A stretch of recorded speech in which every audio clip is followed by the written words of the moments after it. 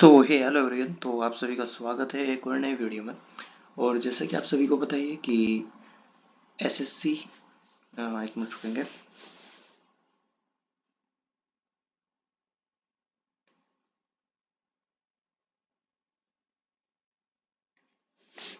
सो तो SSC MTS के जो है वो एग्ज़ाम 4 फरवरी से स्टार्ट होने वाले हैं 2026। सो इसके रिगार्डिंग जो इंग्लिश का सेक्शन है वो काफ़ी ज़्यादा इम्पोर्टेंट है और वहाँ से जो वोकेबलरी के क्वेश्चन बनते हैं वो काफ़ी ज़्यादा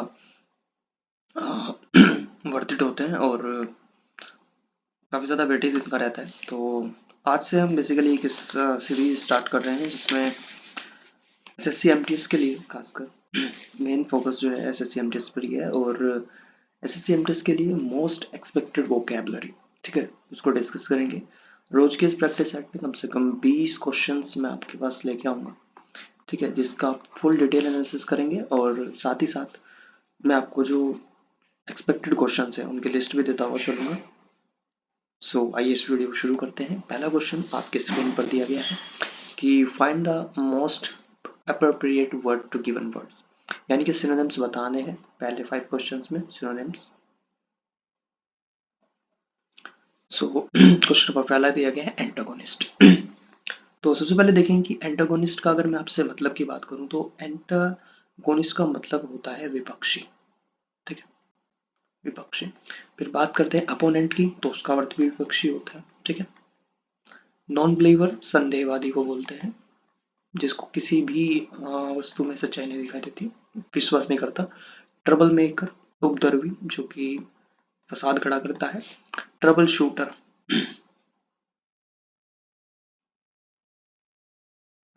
उड़दंड उसको बोलते हैं शायद। सो इसका राइट आंसर हो जाएगा, सिनोनिम्स बता रहे हैं तो एंटागोनिस्ट का जो सिनोनिम्स हो जाएगा वो है ऑप्शन नंबर ए, अपोनेंट, ठीक है। फिर बात करते हैं ग्रिप की। ग्राइप, तो ग्राइप का मतलब होता है कस कर पकड़ना, ठीक है, कस कर पकड़ना।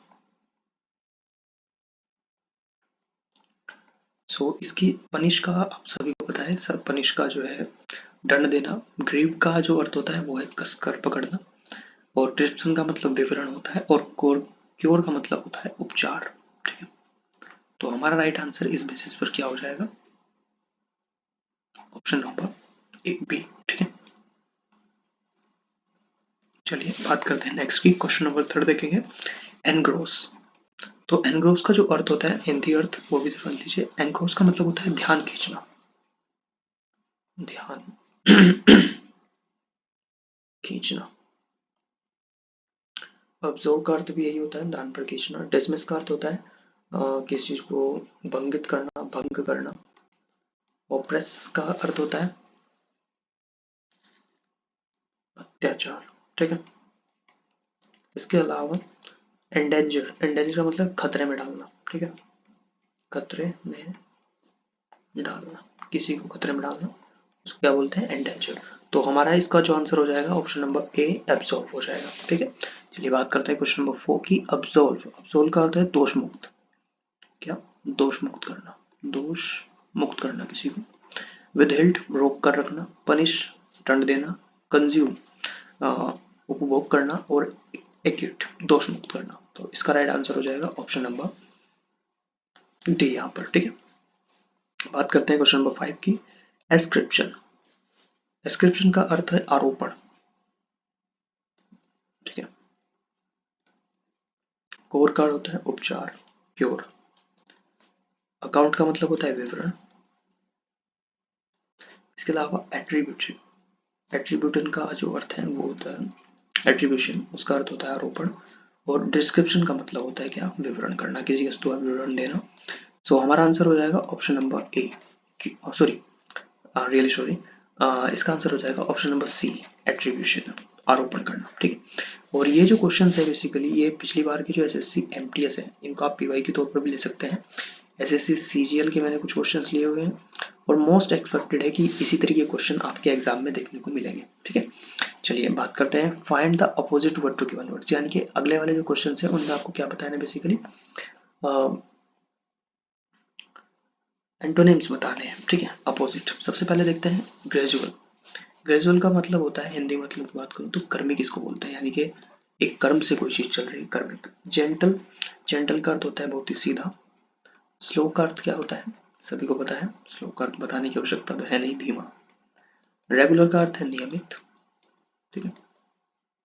और एब्रप्ट का मतलब होता है अप्रत्याशित, अचानक से, ठीक है, अप्रत्याशित। तो इसका जो अपोजिट वर्ग है कर्मिक का, तो वो है क्या, एब्रप्ट है, यानी कि अप्रत्याशित, जो कि अचानक से हो गया हो, ग्रेजुअल, धीमे धीमे नहीं, क्रम से नहीं हुआ, ठीक है। फिर बात करते हैं क्वेश्चन नंबर 7 के ब्लिज्म। ब्लिज्म का रहता है कलंक लगाना, कलंक, ब्लिज्म का मतलब है कलंक, ठीक है। और परफेक्शन, परफेक्शन की बात करें तो परफेक्शन एकदम परफेक्ट कोई चीज, ठीक है, परफेक्ट। और स्टेन का अर्थ होता है, इसका भी दाग ही होता है। डिस्कोलरेशन, कलंक का लगना, ये भी है। डैमेज का मतलब है खराब, या किसी को डैमेज करना या फिर डिफेक्ट करना। तो ब्लिज्म का जो एंटोनिम्स हो जाएगा वो क्या हो जाएगा, परफेक्शन, यानी कि जिसमें कोई कमी ना हो, ठीक है, उसको बोलते हैं क्या, परफेक्शन, परफेक्शन। बात करते हैं क्वेश्चन नंबर 8 की, कंडेंस। कंडेंस का अर्थ होता है गाढ़ा करना, किसी वस्तु को क्या करना, गाढ़ा करना। और इसके बारे में बात करें रेपेल। रेपेल का अर्थ क्या होता है पता है आपको, रेपेल का मतलब है पीछे हटाना, ठीक है, तो ये तो इसका नहीं होगा, पीछे हटाना। रिड्यूस का मतलब है कम करना। कंस्ट्रिक्ट का क्या मतलब है पता है, कंस्ट्रिक्ट इसका मतलब है कसना किसी चीज को। और एक्सपेंड का मतलब है प्रसार करना। तो आप डिसाइड कर सकते हैं इसका जो आंसर होगा वो क्या होगा। इसका आंसर होगा option number A, C, constrict, ठीक है। फिर बात करते हैं क्वेश्चन नंबर, एक मिनट में यहाँ पे थोड़ा, क्वेश्चन नंबर 9 दिया है, लैंग्वेज। और ये अभी रिसेंट में एसएससी सीपीओ का जो एग्जाम हुआ था 2025 वाला, उसमें क्वेश्चन पूछा गया था भाई, ठीक है, वो मैंने एग्जाम दिया था तो इसलिए बता सकता हूँ। लैंग्वेज, लैंग्वेज का जो सिंपल सा अर्थ होता है हिंदी भाषा की अगर बात करी जाए तो इसका मतलब होता है मुरझाया, मुरझाया, ठीक है। और आप क्वेश्चन नंबर 8 पर दोबारा आएंगे तो कंडेंस का मतलब गाढ़ा करना है, हमें अपोनेंट बताना है, यानी कि अपोजिट बताना है, तो इसका आंसर एक्चुअली यार रिड्यूस होगा, ठीक है। ऑप्शन नंबर 20 का राइट आंसर होगा, नो सी नहीं होगा, ठीक है, मुरझाया हुआ, ठीक है। तो लैंग्वेज का मतलब होता है मुरझा। लेजार्जी का मतलब क्या होता है, सुस्त, यानी कि इसका सिनोनिम्स है।